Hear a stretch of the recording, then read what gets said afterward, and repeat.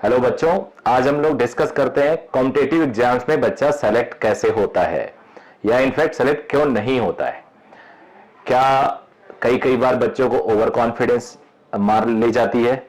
क्या कई कई बार बच्चों की प्लानिंग में गड़बड़ी होती है? क्या कई बार बच्चे की प्लानिंग और स्टडी सब कुछ ठीक होता है बट कोई और रीजन हो जाता है?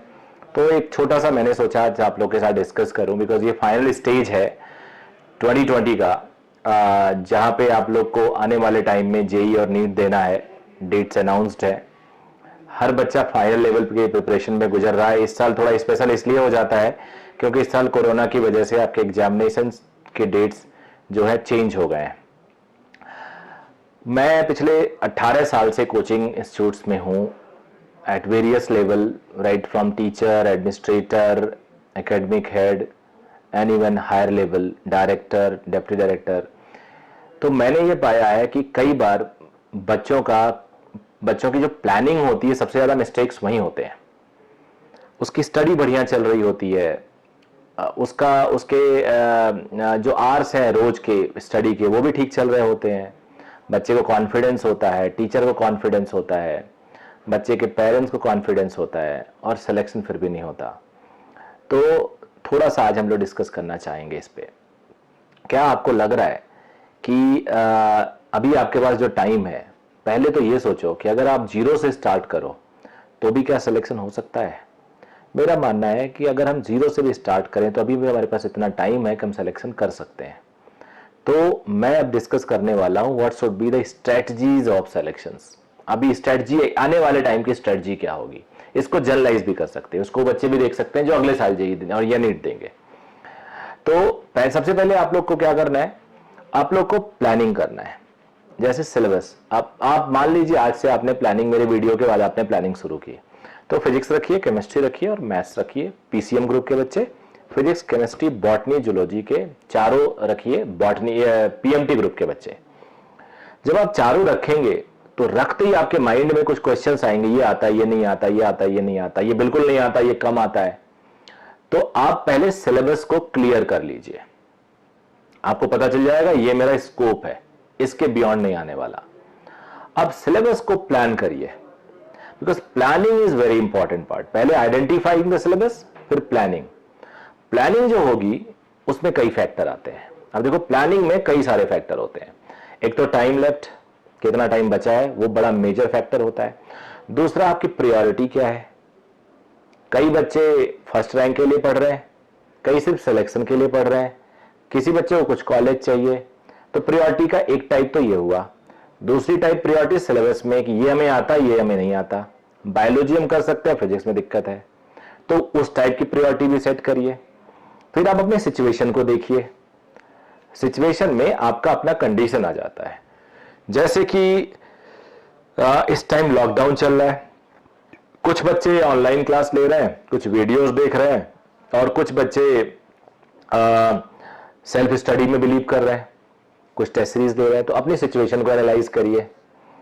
फिर आप लोग देखिए कि आपके कंस्ट्रेंट क्या है। कंस्ट्रेंट का मतलब कितने घंटे सोना है, कई टाइप के कंस्ट्रेंट होंगे। कितने घंटे आप स्टडी कर सकते हो, कितने देर आप टेबल चेयर में बैठ के पढ़ सकते हो, कितनी देर आप लेट के पढ़ते हो, कितनी देर लिखते हो, कितनी देर केवल डिक्टेट करते हो, सुनते हो, बोलते हो। तो ये सारी आपकी कंस्ट्रेंट में है। कंस्ट्रेंट में ये भी आएगा कि आपके पास क्वालिटी इस टाइम स्टडी मटेरियल है कि नहीं है, क्वालिटी ऑनलाइन टीचिंग हो रही है कि नहीं हो रही है, क्वालिटी सिलेबस कंप्लीशन हुआ है कि नहीं हुआ है। तो वो कंस्ट्रेंट आप चेक कर लीजिए। फिर उसके बाद आप लोग सिलेबस को कंप्लीट करिए। जब भी कोई एक चैप्टर खत्म करते हैं तो उस पर टेस्टिंग लीजिए, अपने आप को टेस्ट करिए। टेस्ट करने का मैं हर बच्चों को, अपनी क्लास में बच्चों को बोलता हूं, टेस्ट करने का सबसे बढ़िया तरीका है पास्ट ईयर के पेपर्स। पास्ट ईयर के पेपर्स आज की डेट में जेई के 40 साल से ऊपर के पेपर्स अवेलेबल है मार्केट में। नीट में 20 साल के पहले आईपीएमटी होता था, 10-20 साल के पेपर आपको अवेलेबल है मार्केट में। चैप्टर वाइज लीजिए। मान लीजिए फॉर एग्जांपल फिजिक्स में लॉज ऑफ मोशन आपने खत्म किया, यू जस्ट चेक योरसेल्फ कि लॉज ऑफ मोशन के पास्ट ईयर के क्वेश्चंस आपसे हो रहे हैं नहीं हो रहे हैं। If you are able to solve more than 90% questions, then your preparation is good. But if you are able to not solve even 50% question, 60% question, तो आप उस चैप्टर पे डाउट लगा दीजिए कि आपको वो चैप्टर नहीं आता। फिर अब दोबारा पढ़ेंगे। इस तरह से आप इस प्लानिंग को बनाइए। प्लानिंग के बाद आता है एग्जीक्यूशन। ये जो पार्ट बोला वो एग्जीक्यूशन का था। दूसरा एग्जीक्यूशन का पार्ट होगा अपने आप को डिसिप्लिन में लाना पड़ेगा। डिसिप्लिन में लाने के लिए आपको एक टाइम शेड्यूल बनाया जाता है। इसीलिए तो कहते हैं क्लासरूम कोचिंग का कोई सब्स्टिट्यूट नहीं है। लेकिन अभी तो हम सोच नहीं सकते, अभी क्लासरूम का डिसिप्लिन हमें नहीं मिल सकता। एक साथ जब बच्चे टेस्ट देते हैं, आपको पता ही है, आप सबको अगर टेस्ट देते हैं, बच्चा बगल में बहुत अच्छा लिख रहा है, पहले के टाइम में तो 2-2 सीट लेता था तो हमारा कॉन्फिडेंस लूज होता था उसको देख के। अभी अगर वो बहुत अच्छे से कर रहा है, बिल्कुल हिलडुल नहीं रहा, तो आप समझोगे उसको आ रहा है। एक बच्चा परेशान इधर उधर, कभी सो रहा है, कभी हेड डाउन कर रहा है। तो ये जो ग्रुप का टीचिंग और कोचिंग होती है, इसके अलग ही फायदे हैं, बट अभी आप उससे एक्सक्यूज नहीं ले सकते क्योंकि सभी बच्चे घर पे पढ़ाई कर रहे हैं। और तो आपका जो एग्जीक्यूशन होना चाहिए, वो एग्जीक्यूशन सिलेबस को लेके कैसे करना है आपको। जैसे टफ चैप्टर्स को आप फ्रेश माइंड से पढ़ो, मॉर्निंग के टाइम में टफ चैप्टर पढ़ो, इजी चैप्टर्स आप कभी भी पढ़ लो, बट जितना पढ़ो बिल्कुल सॉलिड पढ़ो। कई कई बार होता है कि हम अपने फैमिली मेंबर के साथ बैठ रहे हैं, बातें भी कर रहे होते हैं, पढ़ रहे होते हैं, एज्यूमिंग की इजी है, उसी में 4 लाइन चला जाता, हमें पता भी नहीं चलता। तो याद रखना, जितनी भी देर पढ़ना है वो एकदम सॉलिड पढ़ना है कि उस टाइम आपके चारों तरफ कोई भी ऐसी चीज नहीं हो जो आपको डिस्टर्ब करे। अगर आप डिस्टर्ब हो रहे हैं तो आपकी पढ़ाई 100% नहीं हो सकती। मेंटली आपने कर लिया बट एक्चुअल में आप नहीं कर पाएंगे। फिर फाइनल जो एग्जीक्यूशन का पार्ट आता है वो आता है कि टेस्टिंग अपने आप को। और वो टेस्टिंग तब आता है जब एक ऐसे सिचुएशन में बैठ के आप टाइम बाउंड टेस्ट दे रहे हो कि 3 घंटे का टेस्ट दे रहे हैं। जैसे आपने पूरा फुल सिलेबस तैयार कर लिया और आपने टेस्ट दिया, या पार्ट सिलेबस लिया आपने टेस्ट दिया। मेडिकल के बच्चे 720 नंबर का पेपर होता है, आपने 500 किया, 400 किया, 300 किया। तो एक बात बताओ, इंजीनियरिंग के बच्चे 300 का पेपर है, 70 नंबर ला रहे हैं, 50 नंबर ला रहे हैं, तो सिलेक्शन कैसे होगा। और उसके बाद भी आप प्रिपरेशन को बढ़िया नहीं कर रहे, बेटर नहीं कर रहे हो, तो एक तरह से आप अंधेरे में जी रहे हैं। टेस्ट तो ये चीज होता है जो आपको बताता है कि आप कहां पे स्टैंड कर रहे हैं, क्या आपको करेक्टिव मेजर्स लेने हैं।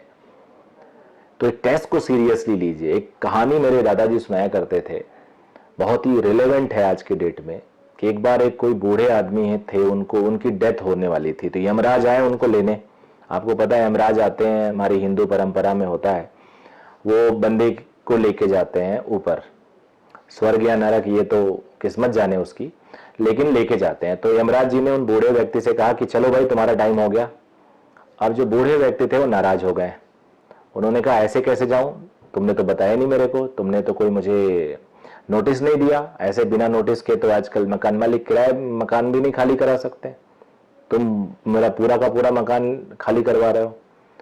तो यमराज जी ने उनसे कहा कि मैंने तुम्हारे बाल सफेद कर दिए, वो एक सिग्नल था। मैंने तुम्हारे दांत तोड़ दिए, दांत कम रह गए मुंह में, नकली दांत लगाए हो, वो एक सिग्नल था। तुम्हारी आंख कमजोर हो गई, तुम्हारी बॉडी कमजोर हो गई, तुम्हारे आंखों से कम दिख रहा है, तुम्हारे कानों से कम सुनाई दे रहा है, तुम्हें इतनी बीमारियां हो गई, क्या ये सिग्नल नहीं है। तो बूढ़े जी उस टाइम उनको रियलाइज हुआ कि बात तो ये सही कह रहे हैं। तो बेटा ये कहानी बिल्कुल आपके साथ एप्लीकेबल है, बिल्कुल एप्लीकेबल, एकदम रिलेवेंट है। आप टेस्ट दे रहे हो और लगातार आप 400 नंबर कर रहे हो, 300 नंबर कर रहे हो। नंबर कम करना गलत बात नहीं है, बट अगर आप इंप्रूव नहीं कर रहे हो तो एग्जामिनेशन वाले दिन में कोई मिरेकल नहीं होने वाला है। याद रखना, कोई मिरेकल नहीं होने वाला, सिलेक्शन आपका मुश्किल होगा। मुश्किल क्या बोले, इम्पॉसिबल होगा। मैं डिमोरलाइज नहीं करना चाहता। अच्छा, एक स्टेटमेंट मैं हमेशा और देता हूं बच्चों को, आप अपने के साथ रिलेट करिए। कई कई बार आप कोई टेस्ट जब देते हो तो आपके नंबर आते हैं मान लो 20%। उसी टेस्ट को बहुत सीरियसली खूब पढ़ के अगर अगली बार देते हो आपको दूसरे क्वेश्चन के साथ, तो आपका मार्क्स 80 आ जाता है।